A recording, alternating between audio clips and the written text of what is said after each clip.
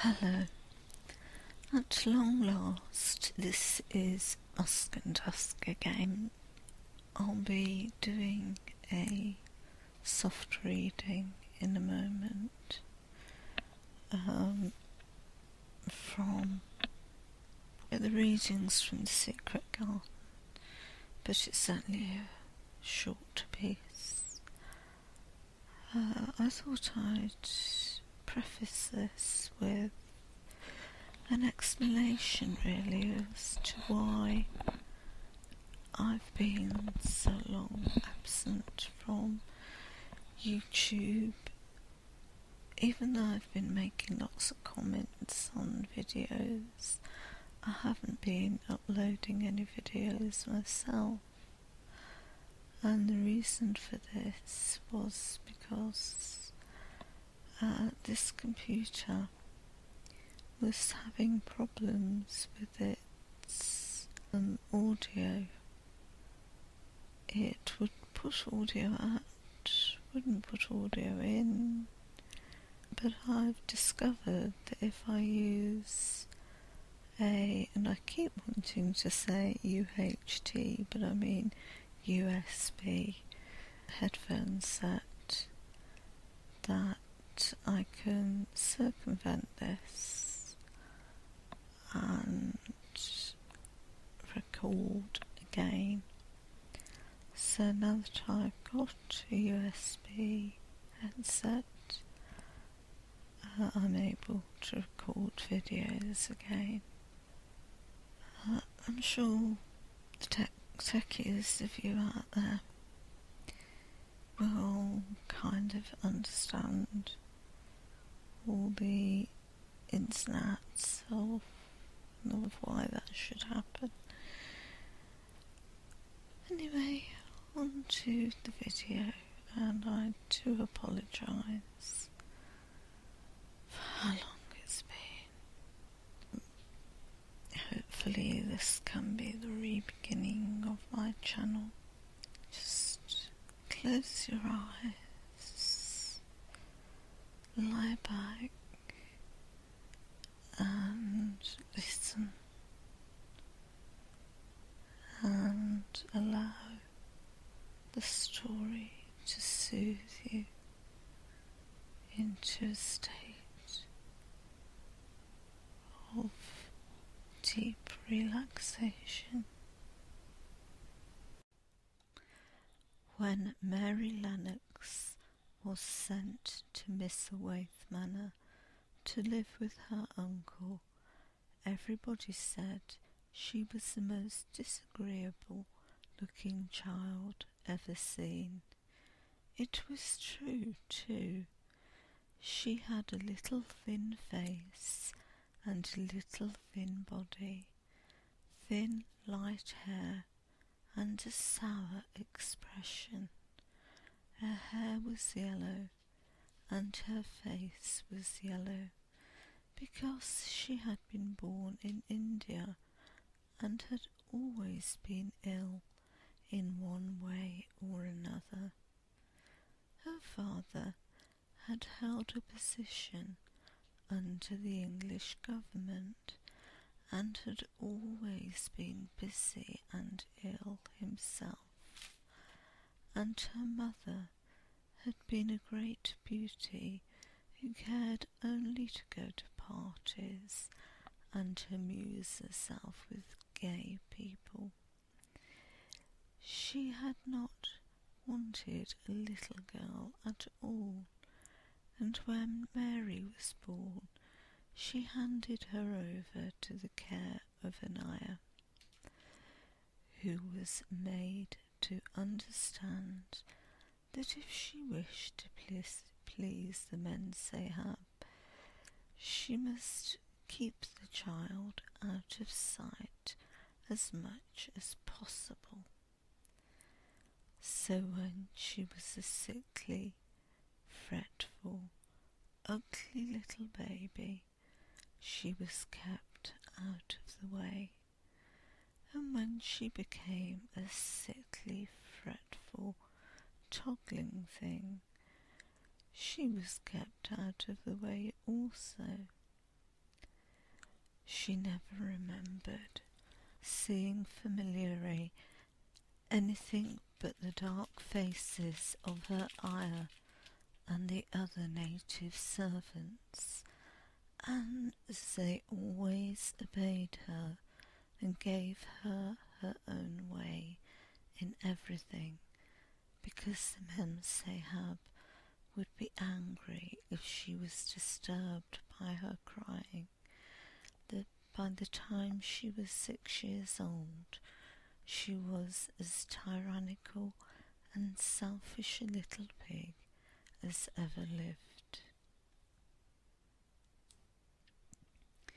The young English governess who came to teach her to read and write disliked her so much that she gave up her place in 3 months, and when other governesses came to try and fill it, they always went away in a shorter time than the first one.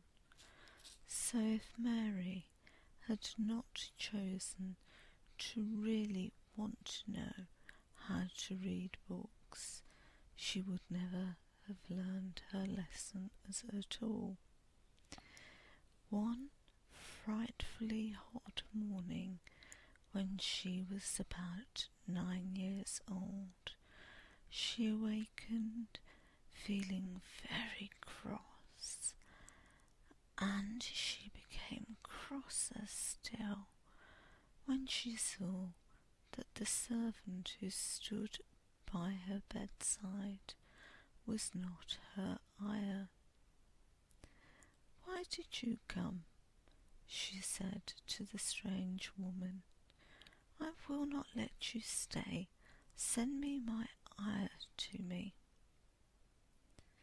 The woman looked frightened, but she only stammered that the ayah could not come, and when Mary threw herself into a passion and beat and kicked her, she looked only more frightened and repeated that it was not possible for the ayah to come to Mrs. Sahab.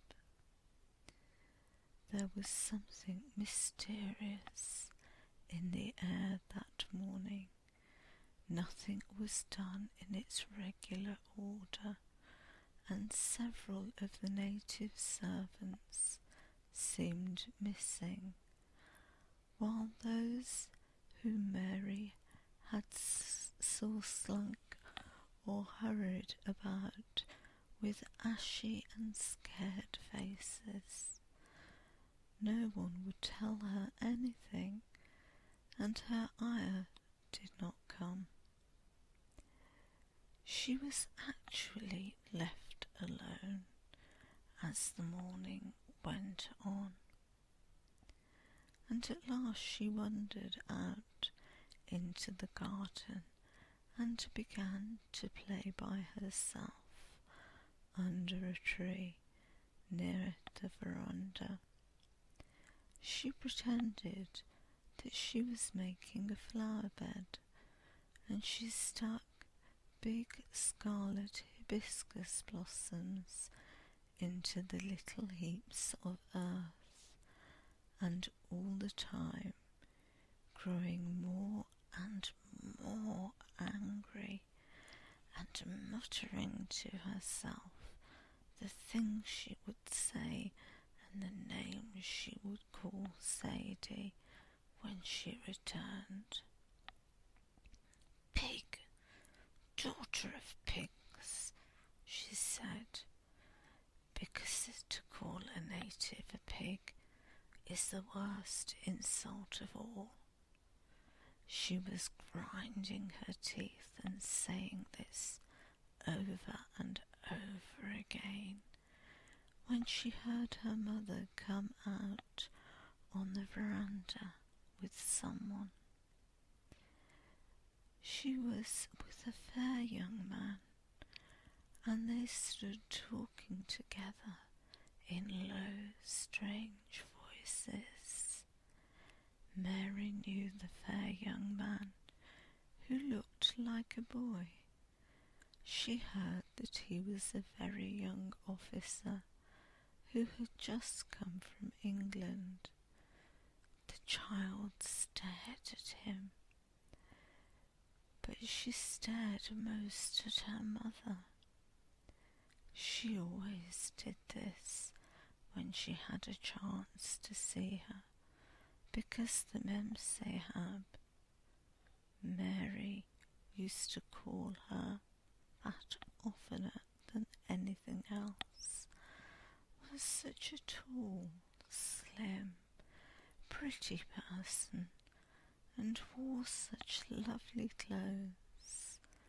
Her hair was like a curly silk, and she had delicate little nose which seemed to be disdaining things, and she had large laughing eyes. All her clothes were thin and floating, and Mary said they were full of lace. They looked fuller of lace than ever at this morning. But her eyes were not laughing at all. They were large and scared, and lifted imploringly to the fair boy officer's face. "Is it so very bad? Oh, is it?" Mary heard her say. "Awfully," the young man answered in a trembling voice. "Awfully, Mrs. Lennox. You ought to have gone to the hills 2 weeks ago." The Mem Sahab wrung her hands. "Oh, I know I ought," she cried. "I only stayed to go to that silly dinner party. What a fool I was!" At that very moment, such a loud sound of wailing broke out from the servants' quarters that she clutched the young man's arm, and Mary stood shivering from head to foot. The wailing grew wilder and wilder. "What is it? What is it?" Mrs. Lennox gasped. "Someone has died," answered the young boy officer. "You did not say it had broken out amongst your servants." "I did not know," the Mem Sahab cried. "Come with me, come with me," and she turned and ran into the house. After that, appalling things happened, and the mysteriousness of the morning was explained to Mary. The cholera had broken out in its most fatal form, and people were dying like flies. The ayah had been taken ill in the night, and it was because she had just died that the servants had wailed in the huts. Before the next day, 3 other servants were dead, and others had run away in terror. There was panic on every side, and dying people in all the bungalows. During the confusion and bewilderment of the second day, Mary hid herself in the nursery and was forgotten by everyone. Nobody thought of her, nobody wanted her, and strange things happened of which she knew nothing. Mary alternately cried and slept through the hours. She only knew that people were ill, and that she heard mysterious and frightening sounds. Once she crept into the dining room and found it empty. Though a partly finished meal was on the table, and chairs and plates looked as if they had been hastily pushed back when the diners rose suddenly for some reason. The child ate some fruit and biscuits, and being thirsty, she drank a glass of wine, which stood nearly filled. I would continue that story, but my cat has chosen this moment to be noisy, and she's using a litter tray. She hasn't been very well lately. So I'll pause there. I'm sorry that it's been such a long time since I uploaded a video, but I've had terrible problems with the audio, and I'll try to upload more frequently now that I've sorted the audio out, and hopefully the cat won't be so noisy in the background. Anyway, goodbye for now, and hopefully it'll be quite soon that I'll upload again. Take care.